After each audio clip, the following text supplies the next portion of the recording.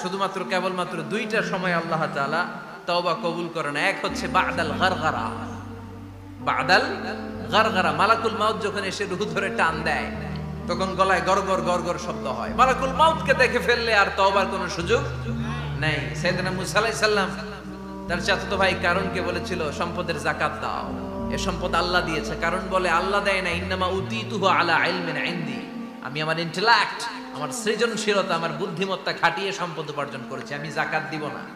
মুসা আলাইহিস সালাম বললেন তাহলে আযাবের অপেক্ষা করো। কারণ বলল পারলে আযাব নিয়ে আসো। রব্বুল আলামিন বললেন ফাখাসাফনা বিহি ওয়া বিদারিহিল আরদ, ও মুসা নিরাপদ দূরত্বে তুমি সরে যাও, আমি এখনি কারণকে তার সব সম্পদ সহ জামিনের মধ্যে দাবিয়ে দেব।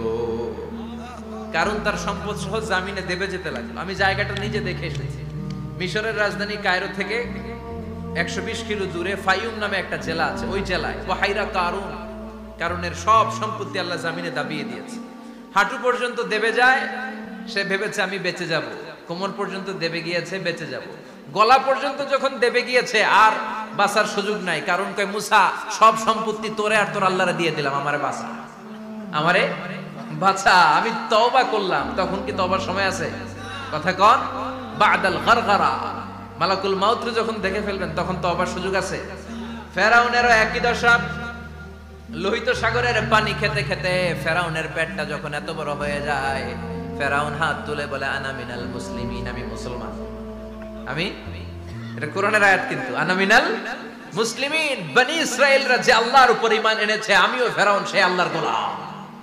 আল্লাহ বলে দ্য টাইম ইজ আপ, সময় শেষ, এখন তোমার ঈমান কবুল করা হবে। তার মানে বাদাল গারগারা তওবা কবুল হয় না। এই মৃত্যুর গড়গড়ানি আসার আগ পর্যন্ত চোখের পানি ছেড়ে যদি আল্লাহর কাছে ক্ষমা চান, জীবনের সব গুনাহ মাফ করে দিবে কে? শয়তান আল্লাহরে বলল মাবুদ এত জান্নাত বানিয়ে কি লাভ, আপনার একটা বান্দারও জান্নাতে ঢুকাতে পারবেন না। আমারে বানিয়েছেন জাহান্নামী, আমি আমার সর্বোচ্চ চেষ্টা দিয়ে আপনার সবগুলা বান্দারে জামাতে জাহান্নামে নিয়ে একসাথে ঢুকবো, পারলে জাহান্নাম আরো কয়েকটা বাড়িয়ে বানান।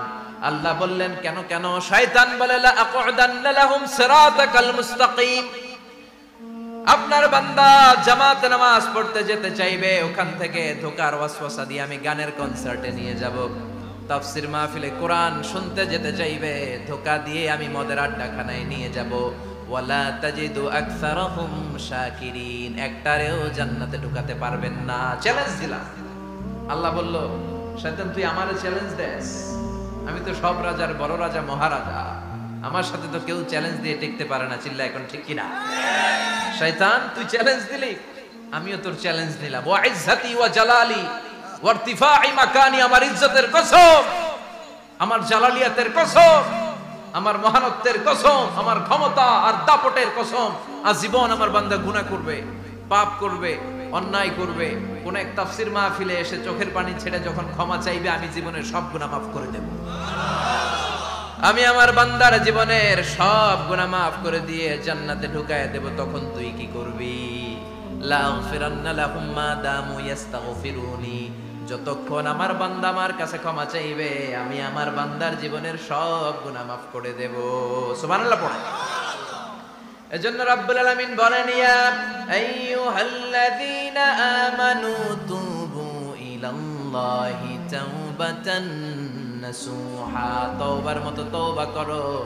তওবার মতো তওবা করলে যত বড় অন্যায় হোক, পাপ হোক, গুনাহ হোক, সব গুনাহ মাফ করে দিতে পারে কে? সাইয়েদনা আদম আলাইহিস সালাম ভুল করলেন, শত শত বছর কাঁদলেন। আল্লাহ বললেন ও আদম কিছু বাক্য তোমারে শিখিয়ে দে, এই বাক্য দিয়ে তুমি আমার কাছে তওবা করো, তোমার তওবা কবুল করে নেব।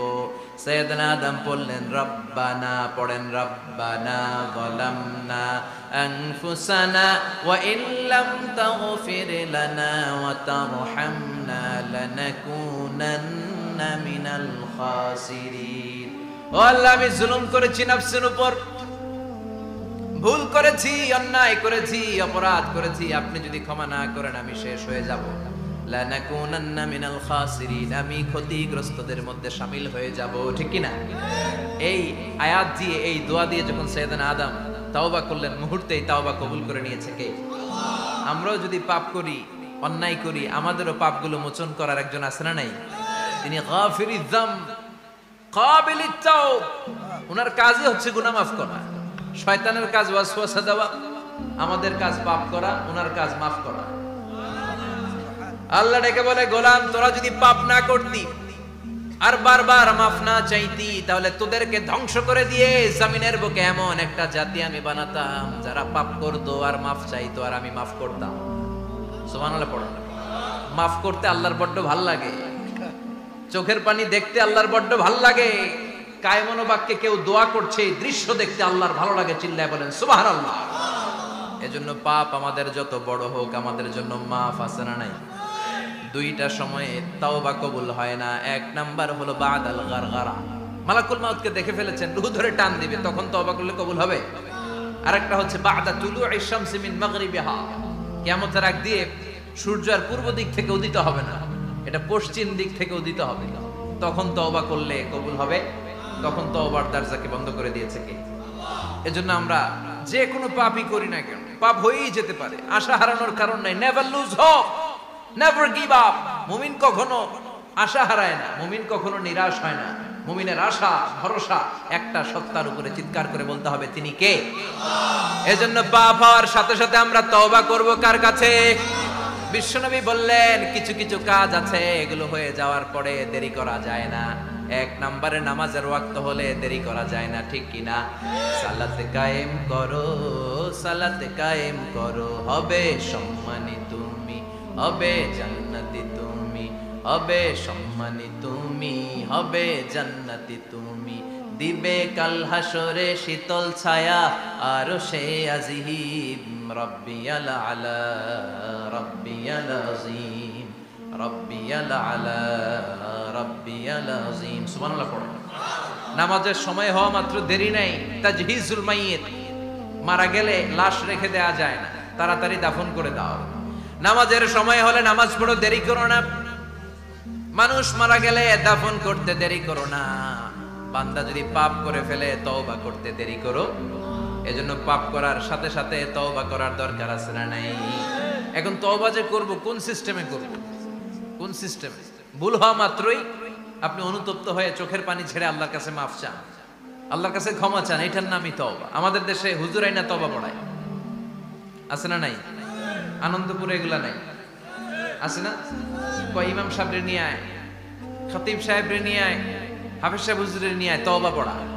না, তওবা পড়ানো লাগে না, আপনার নিজের তওবা আপনি নিজেই পড়বেন। আপনি অনুতপ্ত হয়ে চোখের পানি ছেড়ে আপনার আল্লাহরে ডাক দেন, ডাক দেয়া মাত্র তিনি সাড়া দিবে, চিল্লায় বলেন ঠিক কি না? উলামা ইকরামরা তওবার 5টা শর্ত আরোপ করেছে। এই 5টা শর্তের আলোকে যদি তওবা করেন মুহূর্তের মধ্যেই তওবা কবুল করে নেবে কে? এক নাম্বার শর্ত হচ্ছে আল ইকরা, acknowledgement. You have to acknowledge that you are the great sinner in the world. এই পৃথিবীর সবচেয়ে বড় পাপী। 5টা শর্তের এক নাম্বার হচ্ছে আপনি স্বীকার জান, আল্লাহ আমার চেয়ে বড় পাপী আকাশের নিচে জমিনের উপরে দ্বিতীয়টা নাই। এমন কোন পাপ নাই যে আমি করি নাই। আমার চেয়ে নাদান, আমার চেয়ে পিশাচ, আমার চেয়ে বড় পাপী দ্বিতীয়টা কেউ।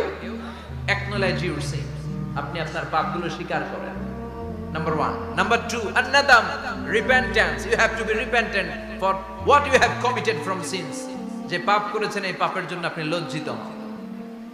আপনি নিজেকে আল্লাহর কাছে ছোট করে পেশ করেন, আল্লাহরে ডেকে বলেন, আল্লাহ আমি আপনার গোলাম, গোলামের ঘরের গোলাম, বান্দির ঘরের গোলাম, আমারে মাফ করে দেন, আমি লজ্জিত, আমি অনুতপ্ত। তাহলে 1 নম্বর শর্ত আপনি ঘোষণা দেন যে আপনি পাপ করেছেন। 2 নম্বর শর্ত আপনাকে অনুতপ্ত হতে হবে যে আল্লাহ আমি পাপ করে ফেলেছি। 3 number, you have to stop what you have committed. যে পাপ আপনি শুরু করেছেন এটা বন্ধ করে দেন। আপনি সুদের জন্য সুদ খাইছেন, আল্লাহর কাছে তওবা করলেন, আবার সুদ খাওয়া চালিয়েও যাচ্ছেন, এই তওবা কবুল হবে?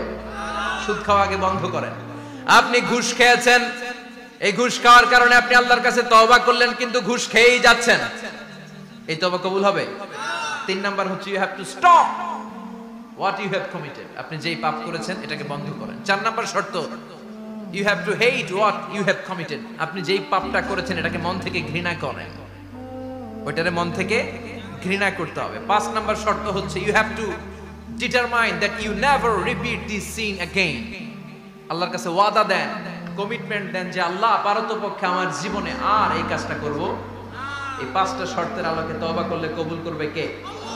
এক নম্বরে স্বীকার জান আল্লাহ আমি পাপী, দুই নম্বরে অনুতপ্ত হন, তিন নম্বরে পাপ কাজটা বন্ধ করে দেন, চার নম্বরে ওই পাপ কাজটাকে মন থেকে ঘৃণা করেন, পাঁচ নম্বরে আল্লাহর কাছে ওয়াদা দেন আর জীবনেও এই পাপ করব না। এই পাঁচটা শর্তের আলোকে যদি তওবা করেন আপনার তওবা কবুল করে নিবে কে? এজন্য যত পাপ যত অন্যায় আমরা করি না কেন আমাদের এই পাপগুলো অন্যায়গুলো ক্ষমা করার একজন আছে না নাই? তিনি কে? এজন্য সব সময় তওবা করতে রাজি আছেন তো? প্রতিদিন শত শতবার তওবা করতে রাজি আছেন? প্রতিদিন শত শতবার ইস্তেগফার করতে রাজি আছেন? বিশ্বনবী প্রতিদিন 70 বারেরও বেশি ইস্তেগফার করতেন। শুধু টয়লেটে যে মুহূর্তে থাকতেন ওই মুহূর্তে পড়তেন না, টয়লেটে ঢোকার মুহূর্তে বিশ্বনবী ইস্তেগফার করতে পারতেন না, তাই টয়লেট থেকে বেরোয়েই তিনি ইস্তেগফার করতেন। তিনি পড়তেন গফরানাক। কি পড়তেন? গফরানাক মানে হলো আস্তাগফিরুল্লাহ। গফরানাক মানে কি? গফরানাক মানে আল্লাহ আমি আপনার ক্ষমা চাই, মানে আস্তাগফিরুল্লাহ। আবার বিশ্বনবী বলতেন মান লাযামাল ইস্তিগফার জাআলাল্লাহু লাহু মিন কুল্লি দীকিন মাখরাজা। যে ব্যক্তি সব সময় ইস্তেগফারের সাথে লেগে থাকে তাকে সব সময় বিপদ থেকে মুক্তি দিবে কে? আমাদের জীবনে বিপদ আছে না নাই? কত ধরনের বিপদ, যে কোনো সময় অসুস্থ হয়ে যেতে পারি, যে কোনো সময় দুর্ঘটনার কবলে পড়তে পারি, যে কোনো সময় গুম হয়ে যেতে পারি। কথা কন, এদেশে গুম টুম নাই মনে হয়, ক্রস ফায়ার নাই, কে কোন সময় গুম কে কোন সময় নাই কোনো ঠিক নাই। আল্লাহ বিশ্বনবী বললেন মান লাজিমাল ইস্তিগফার জাআলাল্লাহু লাহু মিন কুল্লি দীকিন মাখরাজা। সব সময় যে ইস্তিগফারের সাথে আঠার মতো লেগে থাকবে আল্লাহ তাআলা তাকে বিপদ থেকে সব সময় মুক্তি দান করবেন। সুবহানাল্লাহ পড়েন। দুই নম্বরে বিশ্বনবী বললেন অমিন কুল্লি হাম্মিন ফারাজা। ওই ব্যক্তিকে রব্বুল আলামিন সব ধরনের দুশ্চিন্তা থেকে মুক্তি দিয়ে দিবে। আমাদের জীবনে দুশ্চিন্তা আছে না নাই? টেনশন নাই কার কার? হাত তোলেন তো। যে হুজুর আমার কোনো টেনশন নাই। আপনার টেনশন নাই, মাশাআল্লাহ। আমার সাথে দেখা করবেন আলোচনার পর। টেনশন ছাড়া মানুষ আছে? বাসার টেনশন, মরার টেনশন, কবরের টেনশন, ক্যারিয়ারের টেনশন, বিদ্যুৎ বিলের টেনশন, গ্যাসের বিলের টেনশন, বাড়ি ভাড়ার টেনশন আছে না নাই? বিশ্বনবী বললেন টেনশন ছাড়া মানুষ নাই। সব সময় আঠার মতো যে ইস্তেগফারের সাথে লেগে থাকবে তাকে টেনশন মুক্ত করে দিবে কে? তিন নাম্বার ওয়ারযুকহু মিন হাইসু লা ইয়াহতাসিব। এমন জায়গা থেকে আল্লাহ তাআলা রিজিকের ব্যবস্থা করে দিবেন সে কল্পনাও করতে পারবে না। আমি নিজে এটার প্রমাণ পেয়েছি। অনেক অনেক সময় আমি কল্পনাও করি নাই যে এখান থেকে আমার রিজিকের ব্যবস্থা হতে পারে। এমন পরিমাণে রিজিকের ব্যবস্থা এসেছে দুই হাতে নিয়েও কুলাতে পারি নাই। এজন্য সব সময় চলতে ফিরতে উঠতে বসতে ইস্তিগফারের সাথে লেগে থাকার দরকার আছে না নাই? আবার বিশ্বনবী বললেন সদা সর্বদা যারা সব সময় ইস্তিগফার পড়বে আল্লাহর পক্ষ থেকে কোনো আযাব গজব তাদের উপর পাকড়াও হবে না। ওয়া মা কানাল্লাহু মুআযযিবাহুম ওয়া হুম ইস্তাগফিরুন। সুবহানাল্লাহ। যতক্ষণ তুমি ইস্তিগফার পড়বে আল্লাহর পক্ষ থেকে প্রোটেকশন আছে না নাই? তাহলে চারটা জিনিস পেলেন। এক নম্বরে বিপদ থেকে মুক্তি দিবে কে? টেনশন মুক্ত করে দিবে কে? রিজিকের ব্যবস্থা করে দিবে কে? আল্লাহর আযাব আর গজব থেকে আপনার হেফাজতে রাখবে কে? ইস্তিগফার পড়ার 5 নাম্বার ফজিলত হচ্ছে সব সময় ইস্তিগফার করলে আপনি মুস্তাজাবুদ দাওয়া হয়ে যাবেন। কি হয়ে যাবেন? মানে দোয়া করলেই কবুল করবে কে? মুস্তাজাবুদ দাওয়া। এই টার্মিনোলজি, এই পরিভাষাটাকে আজকে প্রথম শুনলেন? খেয়াল রাখবেন। মুস্তাজাবুদ দাওয়া মানে এমন ব্যক্তি যেই ব্যক্তি দোয়া করতে দেরি কিন্তু দোয়া কবুল হতে দেরি হয়। হাত তুলে দোয়া করতে দেরি, মুহূর্তে দোয়া কবুল করে নেয় কে? আপনি যদি সব সময় ইস্তিগফারের আমলটা করেন আপনারে মুস্তাজাবুদ দাওয়া বানিয়ে ফেলবে কে?